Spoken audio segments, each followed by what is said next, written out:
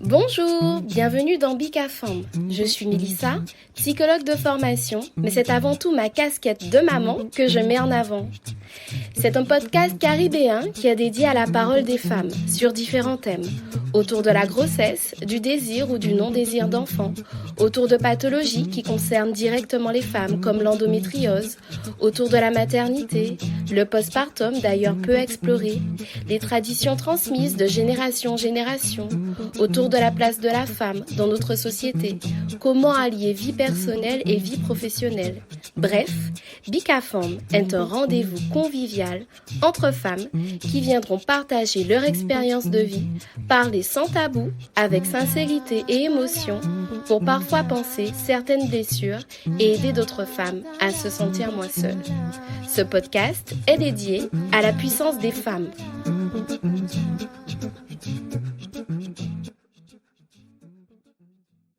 Dans cet épisode, Audrey parle de sa grossesse, de son accouchement précipité à cause de la prééclampsie et du parcours de prématurité qui s'en est suivi. Elle revient sur cette période suspendue dans le temps, rythmée par les bruits des machines, mais toujours animée d'un espoir, le retour à la maison avec son fils. Bref, sans plus tarder, je vous laisse découvrir la force de cette mère qui n'a jamais douté une seule seconde de son petit guerrier. Bonne écoute! Bonjour Audrey!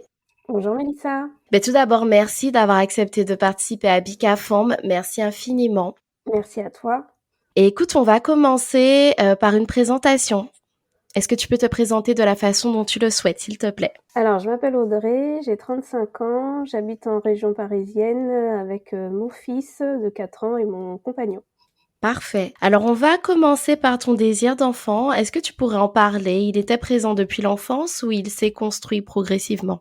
Alors, je pense qu'il s'est construit progressivement, voire même tardivement, parce que ça n'a jamais été un rêve absolu de devenir maman. Ça a toujours été en toile de fond, mais ça n'a jamais été un objectif premier.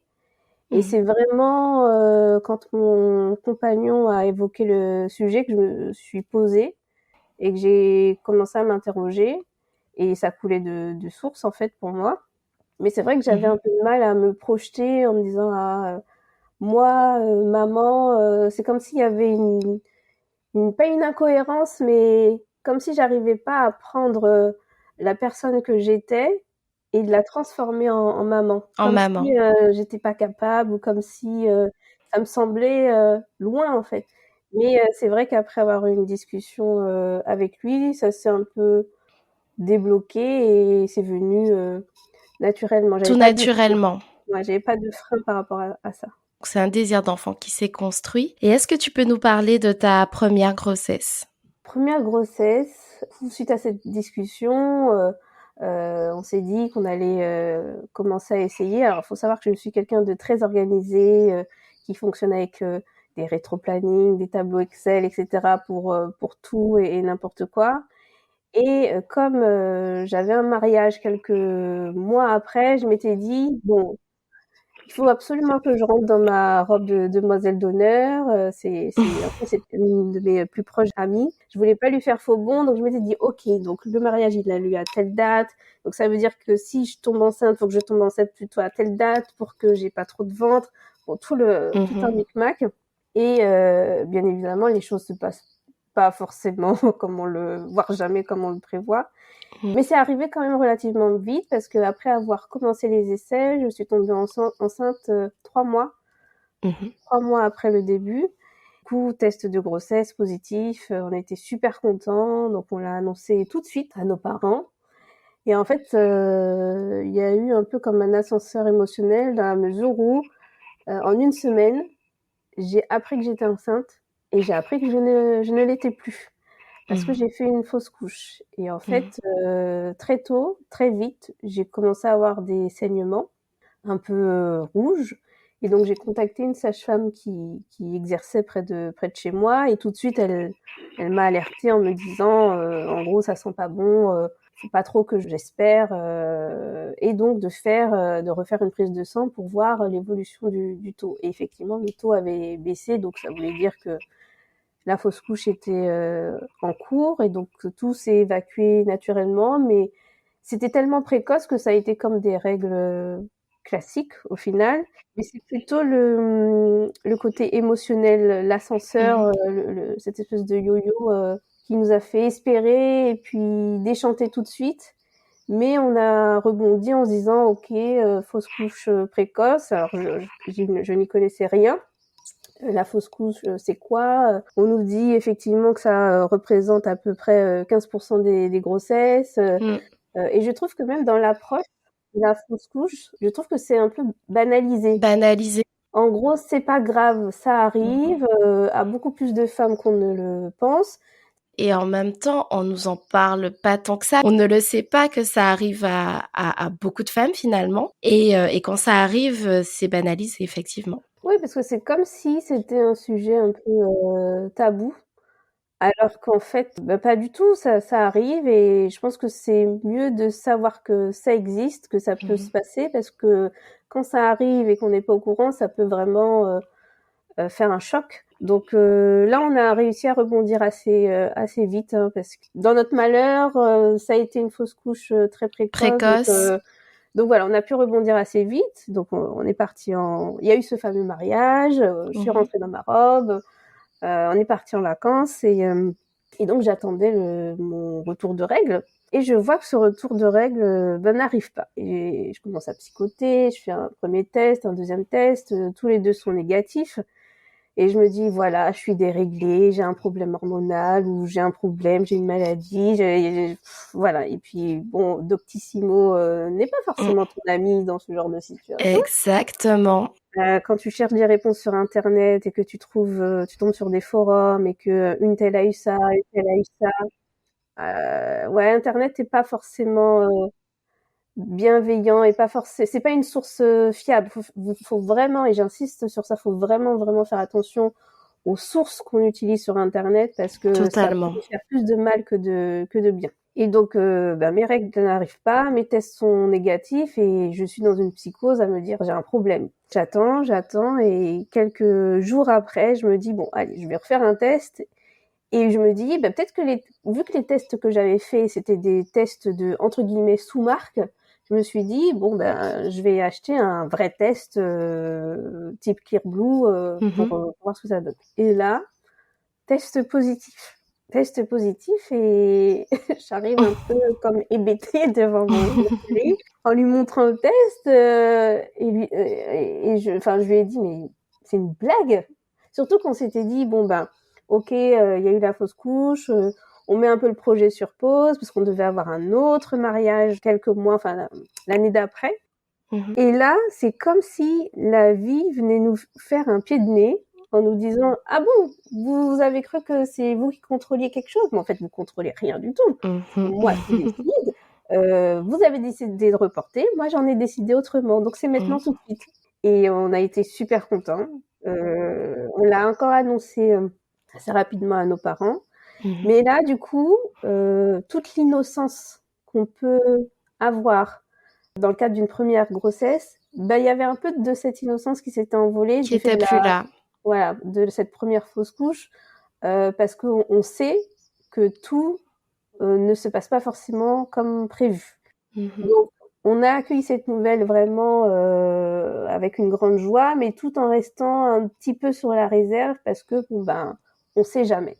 Et donc, au final, je rentre à Paris, je commence à me faire suivre par une sage-femme de ville avec beaucoup d'expérience et le suivi se passe très bien, elle me rassure, elle m'explique.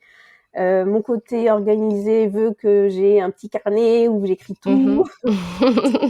Et elle se moquait de moi souvent en me disant mais vous savez madame, c'est pas la peine de noter en fait, je vais vous dire, hein, je vais vous rappeler qu'il faut faire ça. Oui mais non, je veux écrire, je veux noter, savoir c'est sûr, j'ai quelque chose à toucher, voilà. Du coup, première échographie, tout va bien, le suivi continue et puis deuxième échographie, on remarque un RCIU, c'est un retard de croissance Mhm.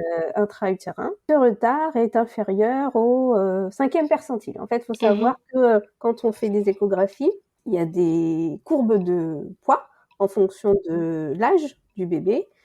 Et parfois, le poids du bébé est inférieur à ces courbes. Et donc, il y a des différents percentiles pour jauger du poids. Et Mhm. apparemment, quand c'est inférieur à au 10e percentile, là, le bébé commence à être un Ça est peu... limite. Voilà. Et donc, le mien était inférieur au 5e. Donc, vraiment très, très petit. Mais on nous rassure quelque part en nous disant, un bébé peut être petit, et puis bon, en même temps, vous n'êtes pas très grosse, mais à partir du moment où l'évolution de son poids est quand même homogène, ça Mhm. va. C'est juste que ce sera un petit bébé, c'est pas grave. Qu'est-ce que tu ressens à ce moment-là, du coup? Ben, je m'inquiète sans m'inquiéter parce que je me dis effectivement, je suis pas très grosse, ça m'étonne pas d'avoir un petit bébé. Et puis je me dis, faut le sortir quand même ce bébé. Donc si Mhm. j'ai un bébé de 4 kilos, bon ça peut être compliqué. Donc je me laisse toujours porter parce que j'ai une confiance absolue en ma sage-femme. Et donc je me laisse un peu porter, mais elle me prend l'attention de temps en temps et je sens que il y a des choses qui commencent à lui déplaire. Et Mhm. avec cette nouvelle de retard de croissance, elle me dit, non, non, là, ça dépasse un peu mes compétences. Il va falloir que vous vous fassiez suivre par une maternité, enfin directement à l'hôpital. Donc là D'accord. encore, ça a été un peu compliqué parce que moi, enfin, quand j'avais fait mon benchmark, parce que j'ai fait un benchmark pour les Mhm. maternités, les niveaux, les machins, les services, le temps le temps de trajet pour arriver, j'avais choisi une maternité. Au final, ben, ça a été compliqué avec cette maternité. Donc, par son réseau à elle, ma sage-femme et le réseau aussi de la gynécologue qui me faisait les échographies, j'ai atterri dans une maternité de niveau 3. Mhm. Est-ce que tu peux expliquer justement concernant le niveau Les 3? niveaux, en fait, il existe 3 niveaux de maternité et en fonction, il y a des services ou entre guillemets des prestations qui s'ajoutent. Par exemple, donc il y a maternité de niveau 1, niveau 2, niveau 3. Niveau 3, c'est le maximum et ce sont des maternités qui ont des services de réanimation néonatale avec tout le matériel qui va avec. Mhm. Et donc, dans cette maternité, je commence un suivi à ce qu'on appelle aux explorations fonctionnelles. En fait, ce sont des rendez-vous 1 ou 2 fois par semaine avec une sage-femme de l'hôpital pour faire un monitoring, pour voir un peu le rythme cardiaque du bébé et faire un Dynamaps. En fait, c'est comme un tensiomètre sur pied. On met le brassard et en fait, pendant 20 minutes, 30 minutes, cet appareil prend la tension toutes les 5 minutes, enfin de manière très D'accord. régulière, pour avoir justement une évolution de la tension pendant un temps donné. Donc il y avait déjà une inquiétude concernant la tension. Oui, par rapport à la tension, Mhm. Tac, à peu près à quel terme à ce moment-là? bah, je devais être à 29 semaines par là. D'accord. Du coup, tu étais déjà arrêtée? J'étais déjà arrêtée, oui, parce qu'au final, je me suis arrêtée vers mon 5e mois, assez tôt, parce que Mhm. j'avais des contractions et ma sage-femme m'avait dit catégorique, c'est soit vous vous arrêtez, soit vous êtes en capacité de faire du télétravail à 100%, ce qui n'était pas D'accord. possible. J'ai beaucoup culpabilisé de m'arrêter aussitôt. Je me suis dit, oh là là, par rapport à mes collègues, c'est pas cool, je les laisse. Mais en même temps, dans la vie, il y a des priorités. Ma priorité aujourd'hui, c'est mon bébé, donc je vais faire ce qu'il faut faire. Et même de l'annoncer à mon responsable à l'époque, j'appréhendais tellement. C'était un homme qui n'avait pas d'enfant et je me disais, Mhm. est-ce qu'il va me juger? Est-ce qu'il va me faire sentir que, en gros, ça lui fait chier que je m'arrête Mhm. aussitôt? Et donc j'appréhendais beaucoup et au final, il n'a pas du tout eu la réaction que je pensais. Il m'a simplement dit, tu sais, dans la vie, il y a des priorités. Mhm. Donc, fais ce que tu as à faire. Et ça m'a tellement, mais tellement soulagée Bah oui, de me dire, ça, c'est un point en moins que je en suis moins. partie sereine. J'ai annoncé le lundi que j'allais m'arrêter à la fin de la semaine. Et ça m'a permis, et ça, j'y tenais vraiment beaucoup, ça m'a permis d'organiser Mhm. mes dossiers, de faire ma passation. On en Parce revient à l'organisation. voilà, je voulais pas laisser mes collègues en galère et donc j'ai laissé mes dossiers propres. Comme si, limite, je n'allais pas revenir. J'ai vraiment laissé tous mes dossiers carrés pour qu'elles aient pas de difficulté en fait à reprendre les sujets. Et donc, exploration fonctionnelle, comme je disais, qui commence dans cette maternité de niveau 3. Donc, premier rendez-vous, mon chéri m'accompagne. C'était pas prévu, mais il était disponible et il m'accompagne. On y va. Donc, monitoring, Dynamap, donc la prise de tension, et ça va. Enfin, on reste là une trentaine de minutes, ça va, et on attend. Et ensuite, on est reçu par la sage-femme qui me dit, donc aussi des bandes de pipi, tests urinaires, etc., qui me dit, bon, là, la tension, il y a des mesures qui me plaisent pas trop, du coup, vous allez rester. Et donc, je lui ai dit, mais je vais rester, c'est-à-dire, vous allez rester dormir, vous allez être hospitalisé. Et du coup, je lui dis, mais mais je n'ai pas de vêtements, j'ai rien, j'ai pas d'affaires, comment ça je reste? Elle m'a dit, ah si, vous allez rester, on préfère vous garder, etc. Et donc je lui ai dit, mais est-ce que je peux quand même faire un aller-retour rapidement chez moi pour prendre des vêtements, mon pyjama, peut-être mon PC Et elle me dit, donc elle va voir la gynéco, elle revient, elle me dit, si ça fait moins de 30 minutes, si l'aller fait moins de 30 minutes, c'est ok. Donc j'ai dû lui montrer sur Waze que ça faisait moins de 30 minutes, et là elle m'a autorisé à partir. Donc on est parti très vite avec mon chéri, rentrer à la maison, prendre des affaires en vrac, prendre mon PC, de retour à l'hôpital, et puis me voici dans une chambre. En fait, je pense qu'à ce moment-là, je me laisse toujours porter. J'ai pas conscience que la situation commence peut-être à se dégrader, et si on me garde, c'est pas pour rien. Je me dis, bon, ils font ce qu'ils ont à faire, moi j'ai confiance, c'est une maternité de niveau 3, voilà. Et donc je suis hospitalisée dans un service qui s'appelle GHR, pour les grossesses à haut risque. À haut risque. Voilà, même ça m'avait pas ça m'avait pas percuté. Et du coup, je rentre un vendredi, et je suis persuadée que le dimanche je vais sortir. Parce qu'on m'avait dit, on continue à faire des analyses, on va faire une protéinurie des 24 heures. En fait, en fait, il faut faire pipi dans un énorme pot pendant 24 heures, et c'est pour vérifier s'il y a des protéines. Dans les urines. Enfin, on n'est pas censé avoir des protéines dans les urines, et s'il y en a, c'est que les reins commencent un peu à dysfonctionner, et si les reins dysfonctionnent, c'est qu'il y a peut-être d'autres soucis. Et donc, je passe le week-end là, je fais les analyses, mais toujours dans l'optique de sortir le dimanche. Que tu sors. Voilà. Et le dimanche arrive, 11h midi, et je vois qu'on me fait pas sortir. Et je me dis, mais c'est quoi ce truc, mais pourquoi je suis toujours là? Et en fait, je comprends que je ne vais pas sortir. Et je comprends qu'en fait, je vais finir ma grossesse à l'hôpital.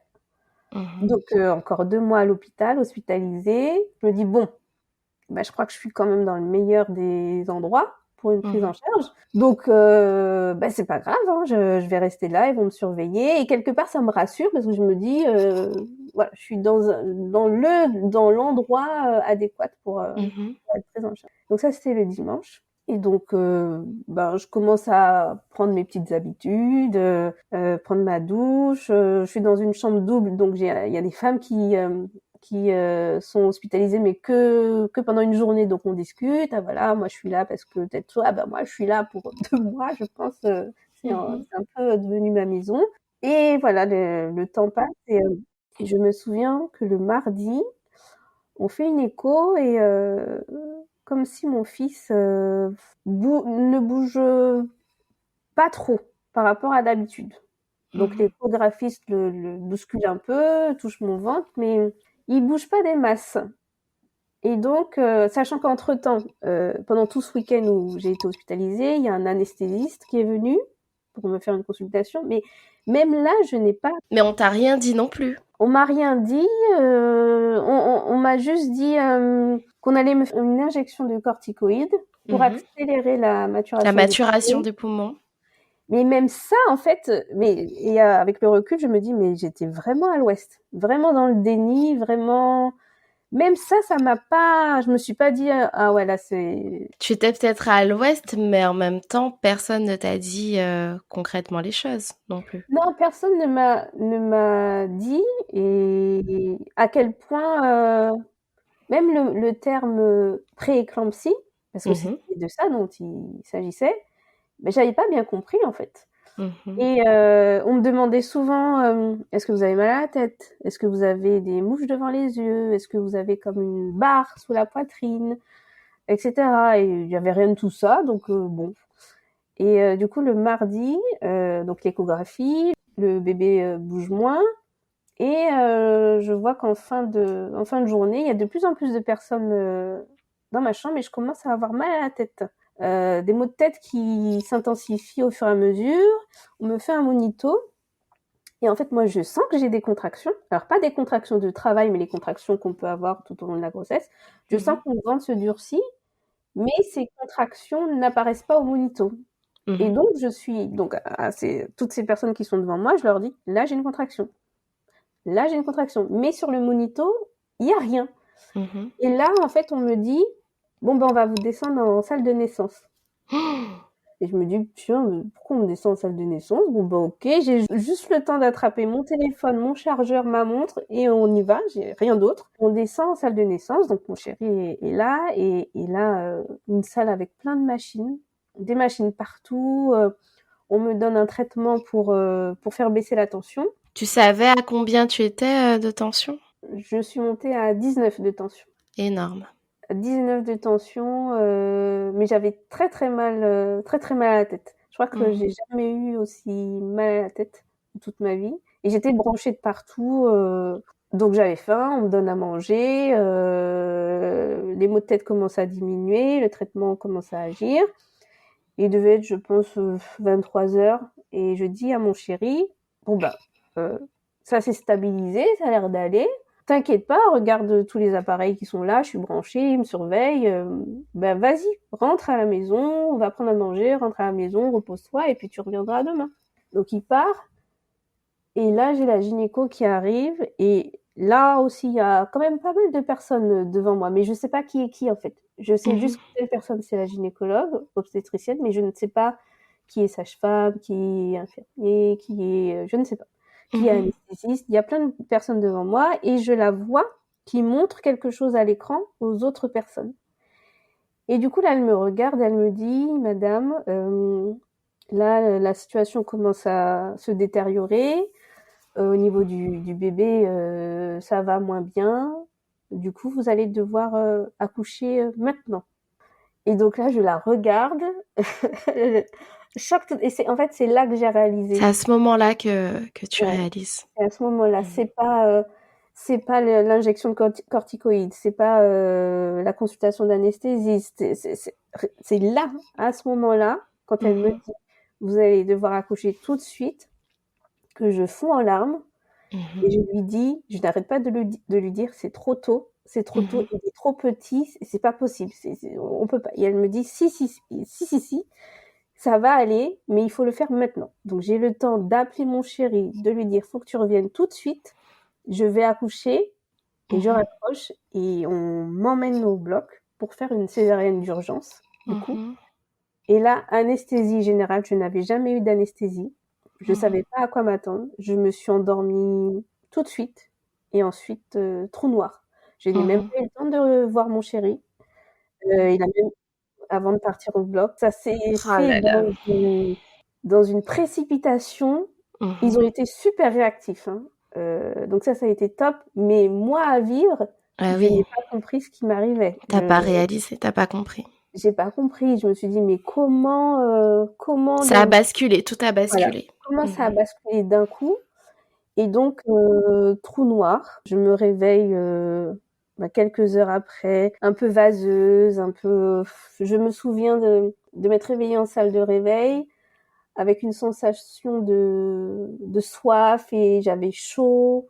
Donc je me suis réveillée, mais je me suis rendormie. Enfin bon, et je me suis réveillée une bonne fois pour toutes. Je me souviens qu'une dame est venue me nettoyer et limite, enfin, je pleurais, je lui disais merci parce que je me disais quand même, il y a des personnes qui Mhm. prennent, on s'en rend pas compte, hein, mais il y a du personnel soignant qui prend soin de nous, des aides-soignants, des infirmières puéricultrices, enfin, qui prennent soin de nous et de nos enfants. Et je pense qu'il faut quand même leur rendre hommage parce que c'est fou Mhm. en fait le travail qu'ils font. Et je sais pas, c'était peut-être un geste ou une routine pour elles, mais Mhm. moi, c'était beaucoup ouais, c'était C'était beaucoup. important de voir que cette personne venait Prenez soin de toi. pour prendre soin de moi, pour me demander si ça allait, etc. Et donc, je me réveille, et puis quelques temps après, mon chéri arrive, et donc, il m'explique que mon fils est né. Donc, mon fils est né à 30 semaines plus 3. C'est un grand prématuré, parce qu'il existe différents stades dans la prématurité. Il y a l'extrême prématurité, la grande prématurité, puis ensuite, il y a des stades un peu moins compliqués. Il me dit que mon fils a dû avoir un massage cardiaque. Il avait même une petite trace au niveau du torse, tellement ils ont massé. Il a dû être réanimé, il a dû être intubé. Et en fait, il y a des tests qu'on fait à la naissance sur les bébés en termes de pouls, de réflexes, d'activité. L'Apgar, c'est ça? Ah, voilà, c'est ça. C'est l'Apgar. Et en fait, c'est sur 10. Et en fait, mon fils était à 1. Sachant que 0, c'est la mort. Il était à 1. C'est pour ça que je dis toujours que mon fils est un warrior, parce que il s'est battu, mais un truc de fou. Donc, il a été pris en charge dans le service de réanimation néonatale. Et donc, moi, entre-temps, on m'a montée en maternité, sauf que j'ai une cicatrice de césarienne. Je ne peux pas marcher. C'est assez douloureux. Et donc, j'ai dû attendre toute la journée pour voir mon fils. Je n'ai pas vu mon fils avant le soir. Ça a été très, très long. Ah là là. Très, très long, sachant qu'entre-temps, mon chéri avait prévenu nos proches. Je me souviens que mon père prenait l'avion. Il est arrivé en fait le matin de la naissance de mon fils. Alors, pour ceux qui nous écoutent, tes parents habitent en Guadeloupe? Oui, c'est ça. Mes parents habitent en Guadeloupe. Et mon père venait comme ça, juste pour faire un séjour. Et quand il est sorti de l'avion, il a reçu un SMS. Bonjour, je m'appelle un tel, je suis née à telle heure aujourd'hui, ma maman va bien. Il a pas compris, il s'est dit mais à quel moment j'étais en Guadeloupe, ma fille était enceinte, je sors de l'avion, mon petit-fils est né. Enfin, qu'est-ce qui s'est passé? Et donc du coup, comme je disais, j'ai dû attendre toute la journée pour le voir. Donc c'est mon chéri qui m'a emmenée en fauteuil roulant, comme je ne pouvais pas marcher. Et en fait, le service de réanimation néonatale, c'est quelque chose. Tu rentres pas comme ça.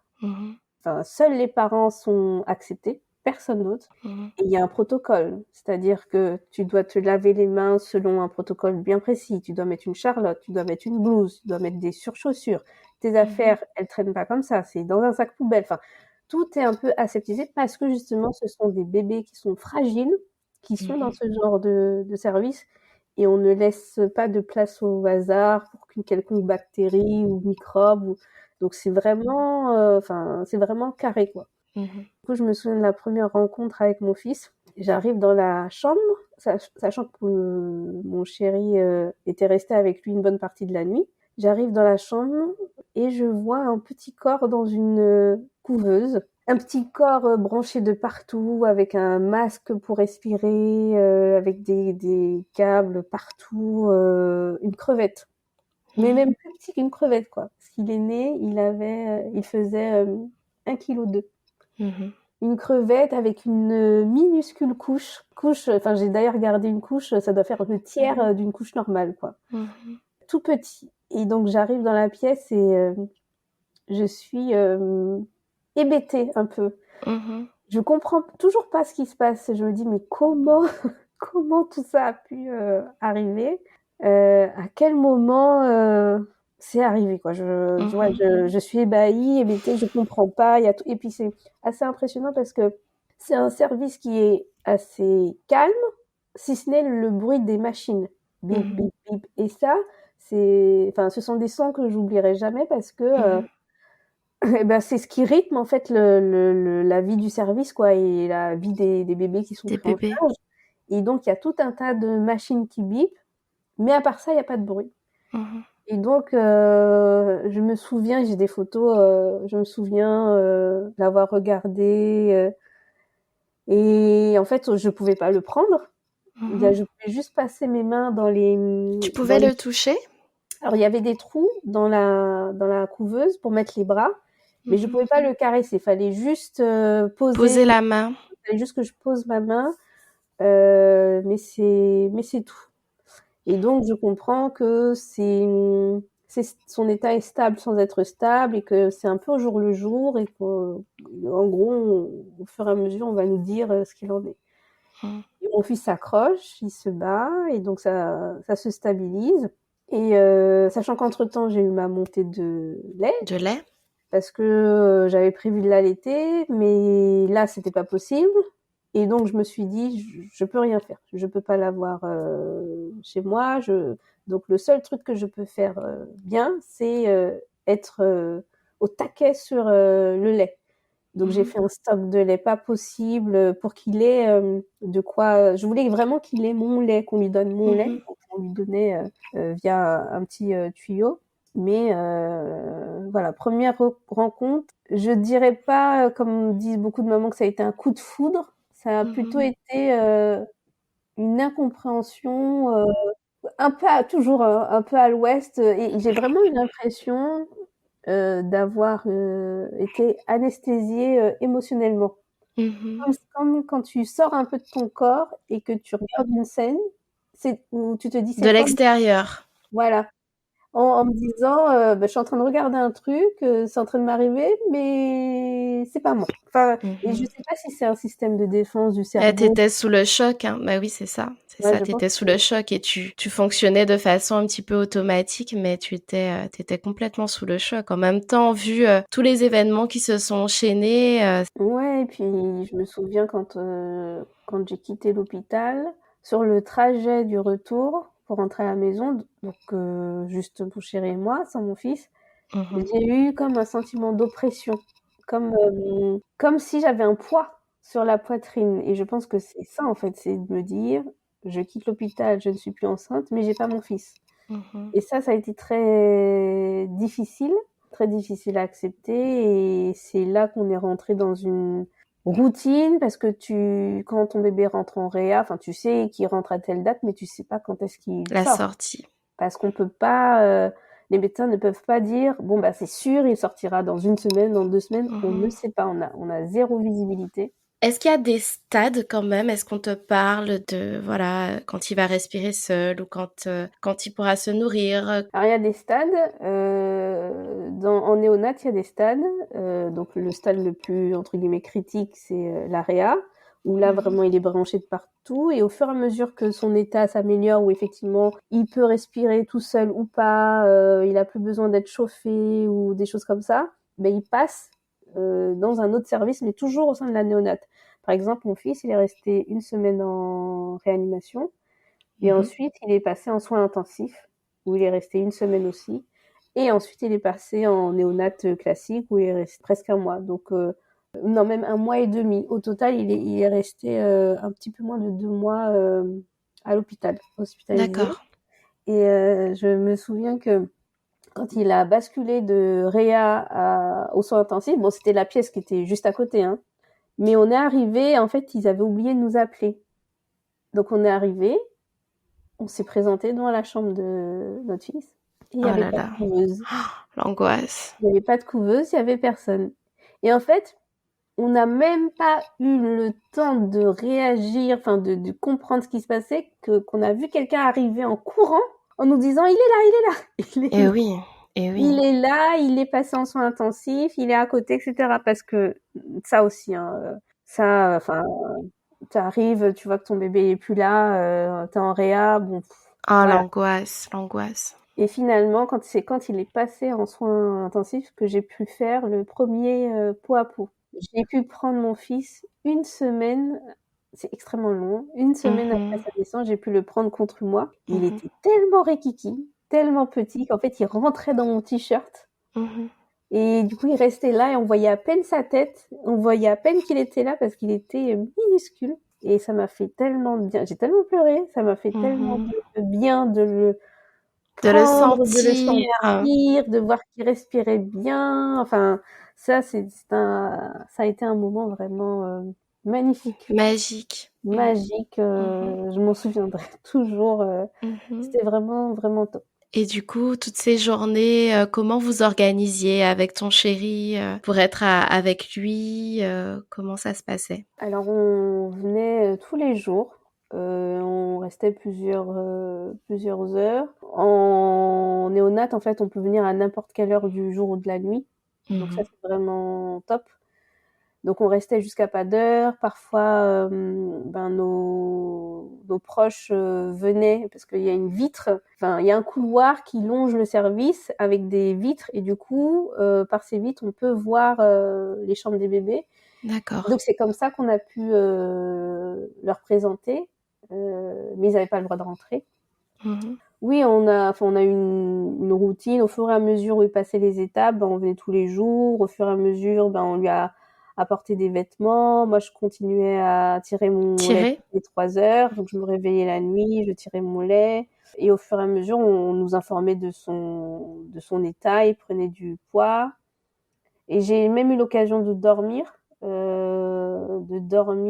quand il était en néonat classique sur un lit de camp. Et Mmh. c'est vrai que c'était pas évident parce qu'il y a toujours les bruits. Mmh. Bruit des machines, tout le temps. Et en fait, je me souviens qu'à un moment donné, il y a une infirmière, puéricultrice qui nous a dit, d'essayer d'occulter les bruits, parce qu'il n'y aurait pas de machine à la maison. Mmh. Mais bon, c'était assez difficile parce que enfin, le son des machines ou même les courbes nous Bien rassuraient, sûr. on se disait: «Bah, ça va», et cetera. Et donc, quand il est passé en néonat, j'ai essayé de l'allaiter au sein, mais il avait du Mmh. mal à prendre. J'ai acheté des bouts de sein, un Des peu bouts de sein? en silicone, mais là aussi, donc bon, on a fait un peu moite-moite, un peu au sein, un peu à la seringue avec Mmh. mon lait. Puis est arrivé la période où on nous a dit: «Ben, il y a une petite lumière au bout du tunnel». Mmh. Ça va beaucoup mieux, il prend du poids, donc il va bientôt pouvoir sortir.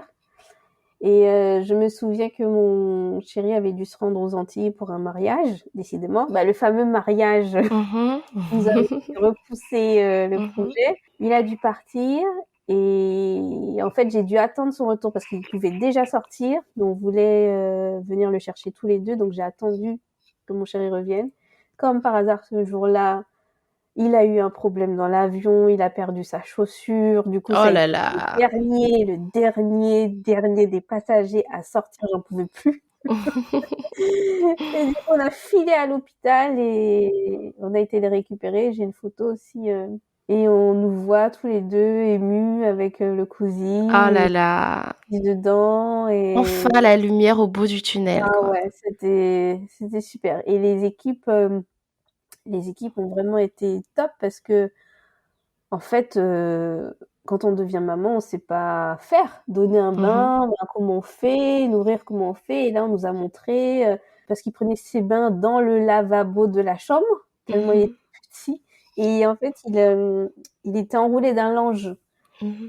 pour garder cette sensation de cocon, d'enveloppement. Et donc, on nous a montré comment le baigner et c'est mon chéri qui a fait le premier bain parce que j'avais tellement peur de lui faire mal, tellement il était petit, fragile. Et Mmh. mon chéri m'a toujours dit, parce que ça a été mon rock, hein, dans Mmh. toute cette aventure, m'a toujours dit, il faut qu'on sache. Il faut qu'on soit au courant de tout, il faut qu'on comprenne tout ce qu'on nous dit, il faut qu'on sache. Il faut qu'on contrôle et qu'on maîtrise ce qu'on nous dit. Parce que si nous, on maîtrise pas, qui va maîtriser? Mmh. Et il était vraiment au taquet, alors que moi, toujours enfin, j'étais revenue dans la réalité, mais j'étais toujours un petit peu à l'ouest. Mmh. Mais lui, il était vraiment bien ancré dans la réalité, il était vraiment au taquet pour son fils. Et j'ai vraiment pu me reposer sur lui. Et Mmh. en fait, c'est ce genre d'épreuve Qui qui fait pour toi renforce. que bah, tu retombes amoureuse Mmh. ou qui renforce ton couple parce que là, tu sens que c'est vraiment une équipe, Mmh. qu'il est C'est là, ça. quoi, et qui va pas Mmh. partir et qu'on est ensemble et que c'est difficile, c'est compliqué. Je pleure souvent, mais il est là, quoi. On est là Mmh. ensemble. Et c'est ensemble qu'on va avancer, c'est ensemble qu'on va s'en sortir et qu'on va ramener notre fils chez nous. Et comment s'est passé alors ce retour à la maison? Quand vous êtes arrivés chez vous, ce retour à la maison, comment il s'est passé? Alors, ce retour à la maison, il a été accompagné parce qu'on a eu ce qu'on appelle une HAD, une Mhm. hospitalisation à domicile, avec une infirmière puéricultrice qui venait, alors je sais plus, tous les jours ou tous les 2 jours, pour le peser, pour voir l'évolution de son poids, pour répondre à mes questions si j'en avais. Et c'est vrai que c'était rassurant de Mhm. savoir que quelqu'un venait. Donc, comme tous les parents, on y est allé un peu à tâtons au début, et puis au fur et à mesure, on a pris confiance en nous. Puis on a vu aussi que notre fils grandissait, grossissait. Donc ça, c'était top. Et puis, mon chéri voulait vraiment avoir un rôle actif. Parce que je me souviens qu'à l'hôpital, on nous avait demandé, bah alors du coup, vous voulez allaiter ou bien être en mixte? Et il m'avait dit, mais moi je veux me réveiller la nuit. Moi je veux me Mhm. réveiller, moi je veux lui donner un biberon. Et Mhm. donc on avait décidé qu'il lui donnerait des biberons avec mon lait. Donc il a été nourri avec mon lait exclusivement jusqu'à ses 5 mois à peu près. Bon Mhm. après, en toute transparence, j'avais envie de boire, hein. J'avais envie de boire de l'alcool, donc la mère Mais indique, t'as le droit, mais t'as le droit. j'avais envie de boire du vin, on est partis en vacances, il y avait une foire, non, je me suis dit: «Ouais, non, c'est bon, 5 mois, c'est bien». Et donc là, on a arrêté, de le nourrir avec mon lait, et au final, les mois ont passé, et Mhm. dans toute cette situation, j'ai eu de la chance dans le sens où j'ai pu rester, quand même, Avec lui? longtemps avec lui. Mhm. Très longtemps parce que, bah, au final, il est rentré à la crèche, on avait eu la chance d'avoir une place en crèche. Il est rentré vers, ses 7-8 mois. D'accord. Donc j'ai vraiment eu le temps de passer du temps avec, mon fils. Bien aussi parce que Oui, alors on n'en a pas parlé, mais le du fait de la prématurité, les premiers temps, tu n'étais pas avec lui. mmh. Concernant le lien, comment il se construit? Ben, il se construit, au fur et à mesure, et surtout quand on se dit que la prématurité, c'est pas une fin en soi. Il y a beaucoup Mhm. d'enfants qui naissent, prématurés et qui Mhm. sont aujourd'hui en pleine forme. Mon fils aujourd'hui, il est en pleine forme, il pète le feu. Mhm. Du coup, le lien se crée, ouais, vraiment au fur et à mesure, via les moments qu'on peut passer ensemble. Et le fait de se dire aussi que c'est un petit être, enfin que j'ai la responsabilité de ce petit être, Mhm. qu'il ne peut compter que sur moi, que sur nous. Mhm. Et ouais, c'est que t'es envahi d'un amour, et t'es fier. Parce que moi, je Mhm. suis vraiment super fière de lui parce que je me dis, Mhm. Un il est warrior, rentré, un il a warrior. réussi, il est là, quoi. Il Mhm. est vraiment là, et avec tous mes doutes de maman, toutes mes questions, je sais qu'à un moment donné, il a fallu choisir un pédiatre. Et Mhm. en fait, c'est particulier parce que le fait qu'il soit prématuré, il a un suivi spécial. D'accord. Il doit avoir bah, ce qu'on appelle le réseau, en tout cas dans ma région. Tous les ans, il doit avoir un rendez-vous avec un pédiatre du réseau pour justement vérifier tout ce qui est développement, éloquence, etc., langage, et pour voir s'il n'y a pas de retard dans le développement. Et Mhm. on nous avait dit, soit vous avez un pédiatre classique, et en plus de ce pédiatre, vous avez un pédiatre du réseau pour ces rendez-vous-là, soit vous choisissez un pédiatre du réseau qui vous suivra pour toutes les consultations. Et donc, on en avait trouvé une, pas très loin de chez nous, et on a dû la voir 2 fois. Et en fait, j'ai pas aimé le feeling, Le contact. le Mhm. contact, parce que j'ai eu le sentiment que c'était quelqu'un qui pensait beaucoup à l'argent. Parce que justement, là, il y avait un suivi un peu particulier, enfin une situation un peu particulière, puisque j'avais toujours de l'hospitalisation à domicile. Donc en fait, elle devait se faire payer directement par l'hôpital ou je sais plus quoi. Nous, on devait rien avancer. Mais j'ai senti, et je suis Mhm. pas censée sentir de choses, j'ai senti que c'était un sujet qui l'embêtait, quoi, de pas avoir Mhm. son argent tout de suite, et puis même sa façon de répondre. Moi, j'avais dit à mon chéri, j'ai besoin de poser toutes les questions qui me Mhm. traversent l'esprit pour mon fils. Je Bah veux oui. pas avoir à me censurer. Si j'ai peur de poser une question parce que j'ai peur de me faire bâcher ou quoi, c'est pas la peine. Et donc j'en ai parlé à ma sage-femme qui m'a redirigée vers une autre pédiatre et là ça a matché de suite. Mais rien qu'en termes d'approche. Premier rendez-vous, on s'est installé et elle nous a dit bon, racontez-moi l'histoire de votre fils.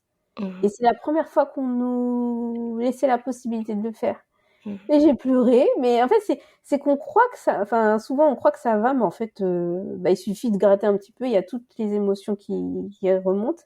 Et puis c'est en la racontant qu'on se rend compte par quelle épreuve aussi, que tu te rends compte par quelle épreuve tu es passé, parce que finalement tu étais dans l'action, tu étais focus sur ton fils dans l'action, et voilà, et c'est en racontant l'histoire que tu te rends compte par quoi vous êtes passé, et du parcours de fou de ton fils. Ouais, c'est ça. Et du coup ça a vraiment bien matché, elle le suit encore aujourd'hui. Et tout va bien pour lui, il est en pleine forme, plein de vie. Ah ouais, c'est vraiment notre soleil. Il est vraiment, vraiment en forme. Donc c'est pour ça que je tiens à dire que la prématurité, c'est vraiment, vraiment pas une fin en soi. Ça arrive, ça existe, mais on peut avoir des enfants tout à fait normaux, sans aucune pathologie ou sans aucun retard, peu importe le niveau de prématurité. Donc voilà. C'est important. Merci encore. On va s'arrêter là, mais on va pouvoir poursuivre la discussion dans un autre épisode parce qu'il y a encore des choses à dire. Merci Audrey. À bientôt. Merci Mélissa. À bientôt.